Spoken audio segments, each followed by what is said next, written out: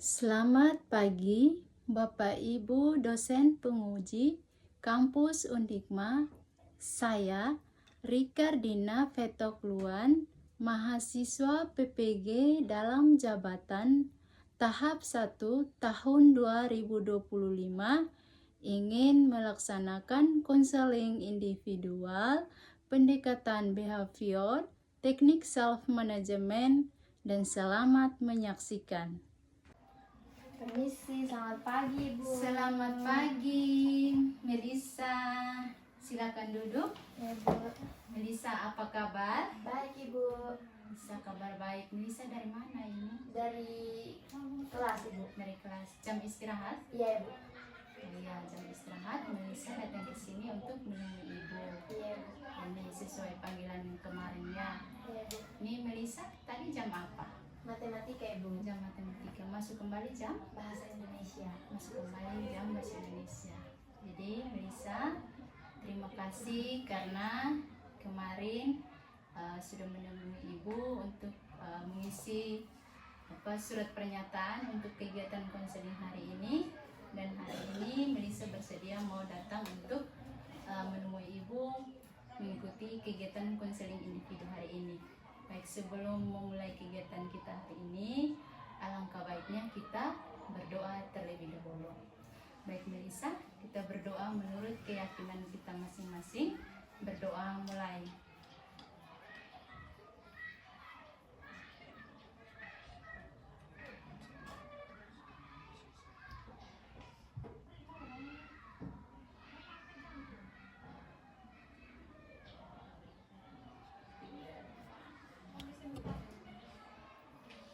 Berdoa selesai. Baik Melisa, apakah Melisa sudah pernah mengikuti kegiatan konseling individu seperti ini? Belum, Ibu. Masuk ke sini pun saya dakdikduk. Oh iya, belum pernah. Masuk ke sini dakdikduk kenapa? Karena saya pikir selama ini yang masuk ke ruang BK cuma anak-anak yang bermasalah saja, Ibu. Oh iya, jadi Melisa berpikir bahwa anak-anak yang masuk ke ruangan BK itu adalah anak-anak yang bermasalah. Jadi baik Melisa, agar tidak salah paham tentang kegiatan konseling individu ini, alangkah baiknya Ibu menjelaskan dulu apa itu pengertian dari konseling individu, tujuan dan asas-asas. Ya, jadi konseling individu itu adalah layanan yang diberikan oleh seorang konselor kepada seorang konseli untuk menyelesaikan suatu permasalahan. Jadi konselornya di sini adalah guru BK, Bu, dan konselinya adalah Melisa. Jadi tujuannya untuk menyelesaikan suatu permasalahan yang dihadapi oleh Melisa. Oke, lalu ada beberapa asas, dan asas yang terpenting dalam konseling kita kali ini adalah asas kesukarelaan, asas keterbukaan, dan asas kerahasiaan. Ya, jadi asas kesukarelaan itu di mana Melisa datang secara sukarela tanpa ada paksaan dari siapapun. Ya, jadi itu adalah asas kesukarelaan, dan asas keterbukaan di mana Melisa secara terbuka menyampaikan masalah yang Melisa hadapi. Ya, jadi tidak ada yang ditutupi di sini. Jadi harus secara terbuka. Bisa Melisa? Bisa, Ibu. Oke. Lalu asas yang berikut itu adalah asas kerahasiaan. Jadi Melisa tidak perlu takut untuk menceritakan masalah yang Melisa hadapi karena dilindungi oleh asas kerahasiaan. Jadi masalah yang Melisa hadapi itu cukup Ibu dengan Melisa yang tahu. Jadi Melisa tidak perlu takut karena tidak ada yang membocorkan masalahnya Melisa. Ya? Bagaimana Melisa? Sudah paham? Sudah, Ibu. Oke, karena sudah paham, kita waktu 30 menit cukup? Cukup, Ibu. Kalau waktu 30 menit cukup. Ini sebelumnya Ibu mendapat ini laporan dari wali kelas bahwa semester ini ternyata nilai Melisa itu menurun. Apakah itu betul? Betul, Ibu. Betul. Ini Ibu kemarin kan sudah kasih surat pernyataan untuk Melisa isi dan tanda tangan dan bersedia untuk mengikuti konseling hari ini. Jadi Melisa bersedia? Bersedia Ibu. Oke, karena Melisa bersedia dan Ibu juga mau tahu nih, kemarin setelah mendapatkan laporan bahwa Melisa nilai menurun di semester ini, jadi Ibu mau tahu apa penyebabnya sampai nilai Melisa itu menurun. Penyebabnya saya susah mengatur waktu Ibu, soalnya banyak kegiatan ekstra, kegiatan OSIS, dan kegiatan di gereja Ibu. Oh, jadi Melisa itu ternyata tidak bisa mengatur waktu, susah mengatur waktu karena ada kegiatan OSIS di sekolah, ya, kegiatan ini ekstra, tambah lagi kegiatan di luar seperti kegiatan di gereja. Jadi Melisa tidak punya waktu untuk belajar. Jadi Melisa, misalnya malam ada waktu untuk belajar? Tidak Ibu. Tidak, mengapa? Tidak ada waktu. Karena pulang dari kegiatan di luar sudah capek Ibu. Jadi capek, jadi langsung tidur. Ya. Jadi Melisa tidak ada waktu untuk siap roster? Tidak Ibu. Tidak juga. Ya. Jadi tugas-tugas yang Melisa dapatkan dari Bapak Ibu guru di sekolah bagaimana cara mengerjakannya? Tidak dikerjakan juga Ibu. Kalau tidak dikerjakan berarti sampai di sekolah dapat hukuman? Dapat Ibu. Hukumannya apa Melisa? Siram bunga Ibu. Siram bunga? Iya. Dengan siram bunga saja atau ada hukuman lain? Ada Ibu, nilai dikurangkan. Oh, nilai dikurangkan, siram bunga. Ternyata Melisa tidak bisa mengatur waktu dan hukumannya adalah siram bunga dan nilainya dikurangkan. Jadi Melisa dengan begini, dengar nilai menurun di semester ini, apa yang Melisa rasakan? Sedih Ibu. Rasa sedih. Ya. Ya, terasa sedih. Seharusnya tidak seperti ini, tapi kenapa nilai menurun? Ya toh. Ya. Tapi karena Melisa sendiri tidak bisa mengatur waktu. Jadi Melisa coba ceritakan kesehariannya Melisa dari pagi sampai malam itu bagaimana? Pagi-pagi biasa bangun Jam 6. Ya. Malam juga tidak mengatur tidak lihat roster untuk paginya Ibu. Oh, jadi tidak ada prepare untuk besoknya mau apa pelajaran apa, pokoknya tidak ada kesiapan. Tidak ada Ibu. Okay. Karena keseringan main HP. Keseringan main HP. Iya Ibu. Jadi main HP itu sampai berapa jam? Lama Ibu, cukup lama. Kadang-kadang sampai ketiduran juga Ibu. Sampai ketiduran. Main HP sampai ketiduran, lupa mengerjakan tugas, menyiapkan roster. Lalu ini dari pagi bangun jam 6, lalu ke sekolah apalagi kesehariannya Melisa? Pulang sekolah langsung makan terus tidur. Pulang sekolah makan terus tidur. Setelah kegiatan OSIS dengan ekstra di sini, pulang makan tidur. Lalu untuk kegiatan gerejanya? Kegiatan gerejanya setelah bangun langsung ke gereja Ibu. Setelah bangun langsung ke gereja, pulang gereja capek jadi langsung tidur. Capek langsung tidur dan tidak ada waktu untuk siap roster dan belajar. Oke, jadi dari masalah Melisa ini, apakah Melisa punya keinginan untuk berubah? Punya keinginan untuk berubah karena Melisa punya nilai itu sangat rendah untuk semester ini. Jadi Ibu mau tahu yang semester kemarin Melisa juara berapa? Juara 1 Ibu. Juara 1. Semester ini juara 3.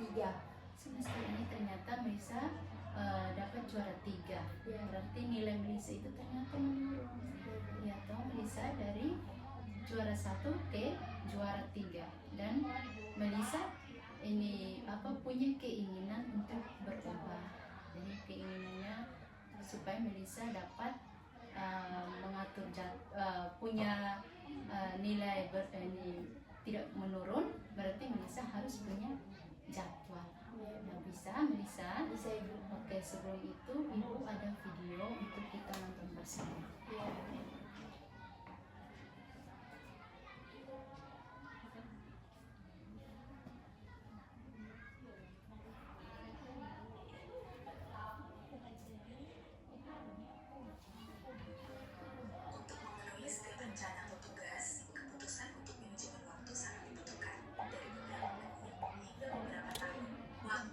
Salah satu sumber daya yang tidak bisa direproduksi dan tidak dapat diambil alih. Manajemen waktu di dalam sebuah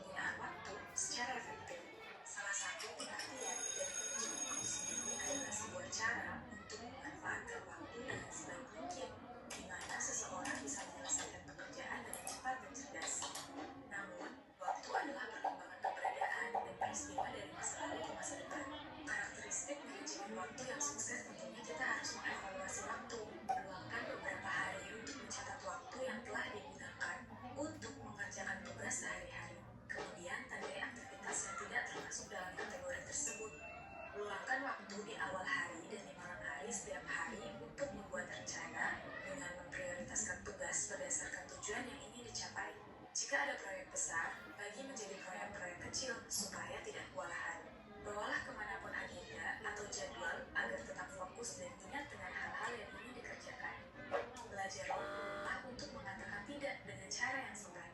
Hal ini berlaku untuk menolak pekerjaan atau aktivitas tambahan yang tidak sesuai dengan tujuan kamu. Bergabung dengan teman-teman hanya karena merasa tidak enak dapat menghabiskan waktu berharga kamu yang lebih baik digunakan untuk mengerjakan tugas-tugas penting. Istirahat yang cukup. Beristirahat merupakan hal yang penting bagi setiap manusia. Buatlah jadwal untuk beristirahat dan menjernihkan pikiran. Rencanakan olahraga yang teratur dan masukkan ke dalam rutinitas harian atau mingguan kamu supaya tetap sehat dan bugar. Kalau kita memanajemen waktu dengan baik, hal itu dapat membuat seseorang menjadi tepat waktu dan disiplin.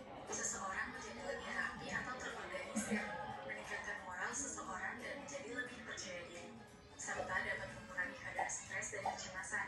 Tapi, seandainya kita mengabaikan hal tersebut, muncullah dampak manajemen waktu yang buruk, seperti penundaan, kurang tidur, kurang berenergi, tidak tepat waktu, terburu-buru dalam mengerjakan sesuatu, bahkan waktu kerja dan hidup yang tidak seimbang.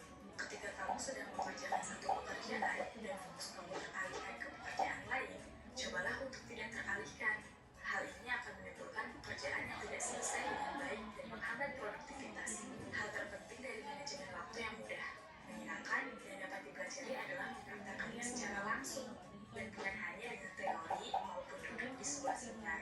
Manajemen waktu ada dalam kendalimu. Jika kamu akan mengelolanya dengan baik, maka dapat menciptakan peluang yang sangat besar, karena pemanfaatan waktu dan efektivitas merupakan penanda utama untuk sukses.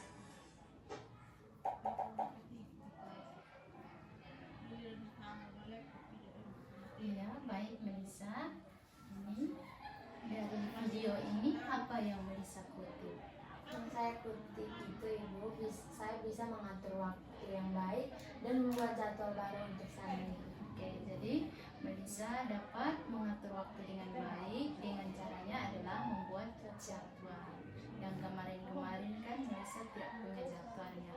Jadi harus punya jadwal agar bisa kegiatan dari awal sampai malam itu sudah dijadwalkan, maka dengan sendirinya Melisa tidak kewalahan lagi bagaimana caranya belajar malam, jam berapa saya harus ini, bisa Melisa. Bisa Ibu. Dan Ibu ini harapkan adalah di mana waktu untuk main HP-nya itu dikurangi. Maksudnya Melisa itu boleh main HP dari jam apa saja boleh, intinya di sela-sela kegiatan itu, misalnya ada istirahat, misalnya sebelum tidur malam, Melisa boleh pegang HP sebentar, tapi Melisa harus ingat lagi bahwa Melisa sudah punya jadwal yang baru, ya, agar Melisa itu punya kesempatan untuk mengerjakan tugas yang diberikan oleh Bapak Ibu guru, ada ini prepare untuk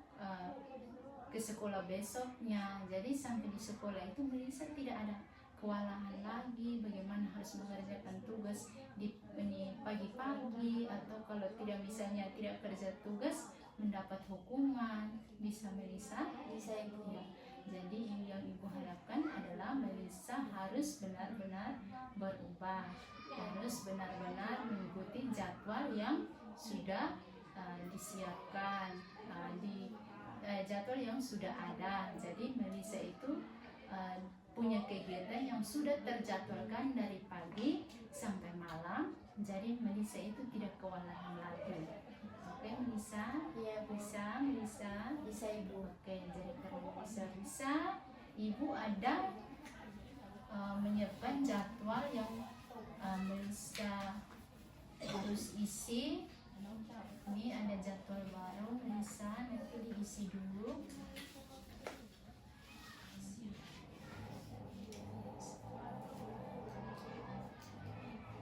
Melisa silakan diisi dulu.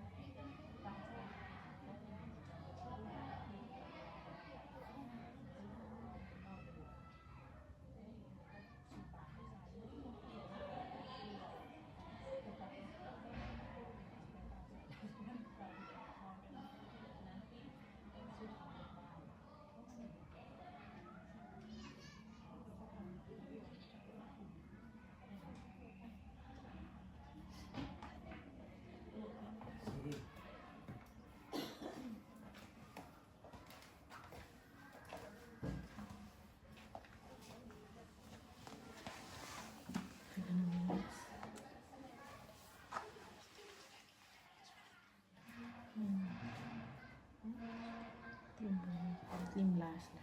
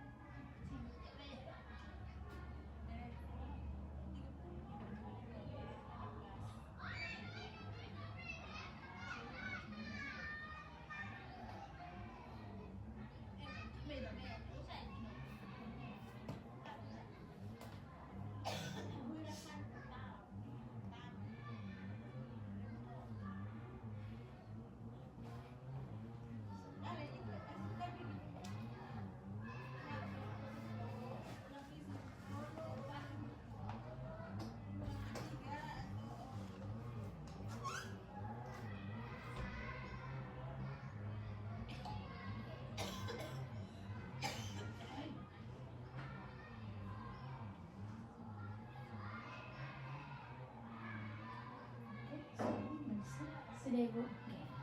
Sudah, coba Melisa baca ulang jadwal yang sudah Melisa tulis. Jadwal bangun pagi jam 4 lewat 30 menit.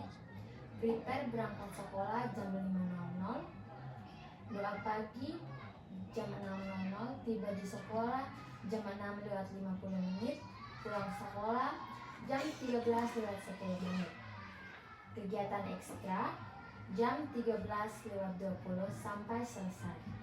Tiba di rumah jam 14 lewat 20 menit. Makan siang jam 14 lewat 30 menit. Istirahat siang jam 14 lewat 40 menit. Kegiatan di gereja jam 15 lewat 30 menit. Pulang kegiatan jam 16 lewat 40 menit. Membantu membereskan pekerjaan rumah seperti cuci piring jam 17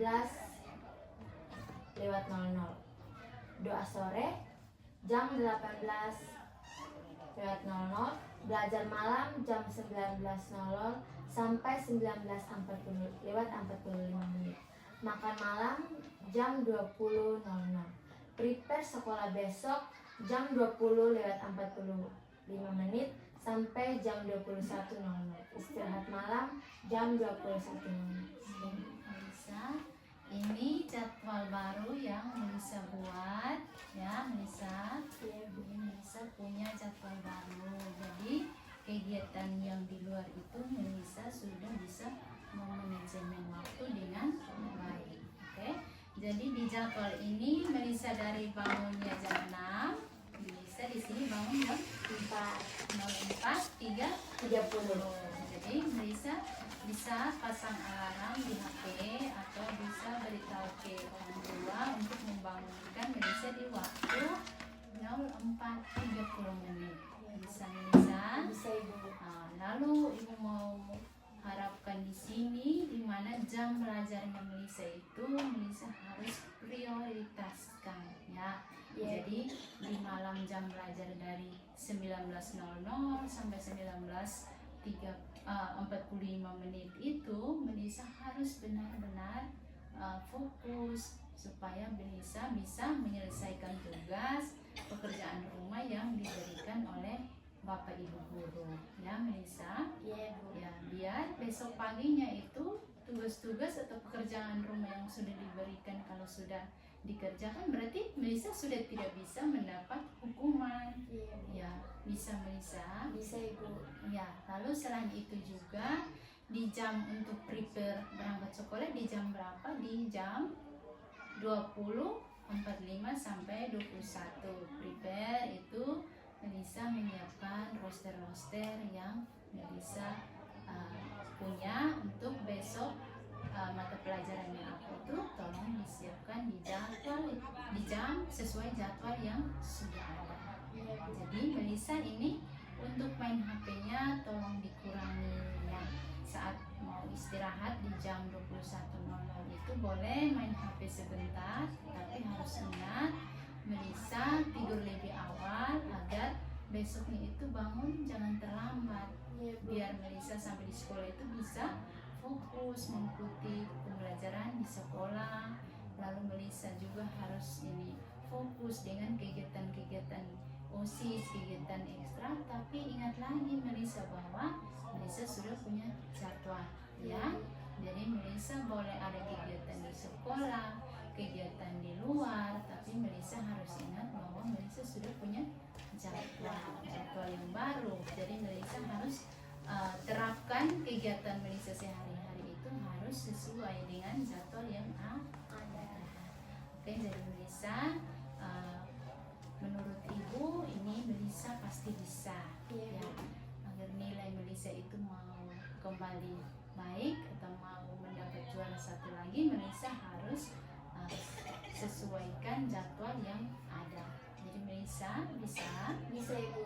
Oke, karena Melisa bisa, sebelum kita mengakhiri kegiatan kita pada siang hari ini, kegiatan konseling kita ini, dari kegiatan ini apa yang Melisa dapatkan? Coba Melisa memberikan kesimpulan untuk kegiatan kita, konseling kita hari ini. Yang saya dapatkan supaya saya bisa mengatur waktu dengan baik Ibu. Oke, yang Melisa dapatkan dalam kegiatan konseling individu ini adalah agar Melisa dapat mengatur waktu dengan baik. Dari yang tidak bisa mengatur waktu, sekarang Melisa sudah bisa mengatur waktu dengan baik. Baik, terima kasih untuk Melisa. Ada pesan-pesannya dari Melisa? Ada Bu. Apa Melisa? Terima kasih karena Ibu sudah memberi masukan untuk saya Ibu. Iya, baik Melisa. Untuk kegiatan ini juga Ibu juga berterima kasih karena Melisa juga mau dan siap untuk menemui Ibu tanpa ada paksaan. Jadi baik, sebelum kita menutup kegiatan kita di siang hari ini, kita berdoa terlebih dahulu. Baik, berdoa mulai.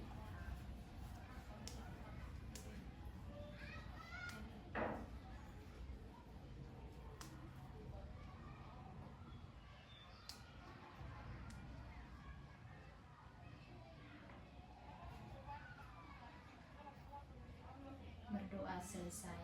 Baik Melisa, sebelum ini kegiatan kita berakhir, Melisa mengisi dulu lembar instrumen evaluasinya.